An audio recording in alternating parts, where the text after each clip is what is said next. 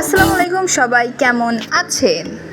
আজকে আমাদের এখানে একটা হলুদের অনুষ্ঠান আছে, তাই আমি একটু রেডি হচ্ছিলাম, কারণ সুন্দরই তো হওয়া লাগবে। তারপরে আমার রেডি হওয়া কমপ্লিট, তাই এখন একটু ভাবরাপ নিচ্ছিলাম। এখন যেখানে অনুষ্ঠান সেখানে যাব। এখানে আসার পরে আমি বুঝতে পারলাম যে আমি একটু বেশি আগে চলে এসেছি। যাই হোক, তারপর এখানে দেখলাম খুবই কম মানুষ ছিল। এরপর বিয়ের কনেকে আনা হলো, মানে আজকে যার হলুদ তাকে আনা হলো।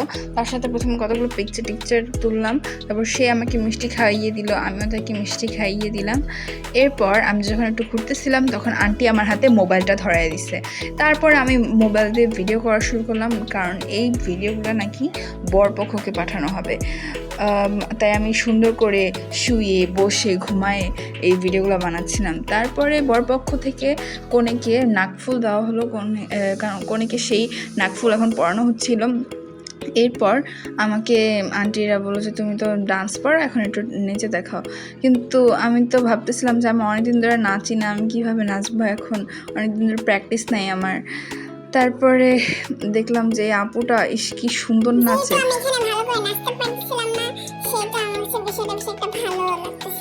এরপরই হলো বড় একটা সারপ্রাইজ, জামাই আর বউকে নাকি একসাথে হলুদ দেওয়া হবে। আর এখানে যে জামাই ছিল তার সে বারবার খালি ভ্যাট খাচ্ছিল দাঁতগুলো বের করে।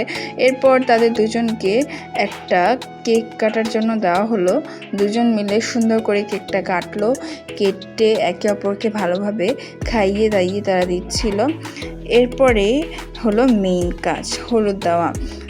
এখানে যে কনের মা ছিল সে দুইজনকে, অর্থাৎ জামাই আর বউকে সুন্দর করে হলুদ দিয়ে দিচ্ছিল। এরপরে হয়ে গেলো সর্বনাশ, বৃষ্টি। মানে আমি যেদিন ব্লগ করবো সেদিনই বৃষ্টি হতে হবে। এই বৃষ্টি আমার আর ভাল লাগে না, এর কারণে আমার ঠান্ডাও লাগছে, তাই গলা ভার।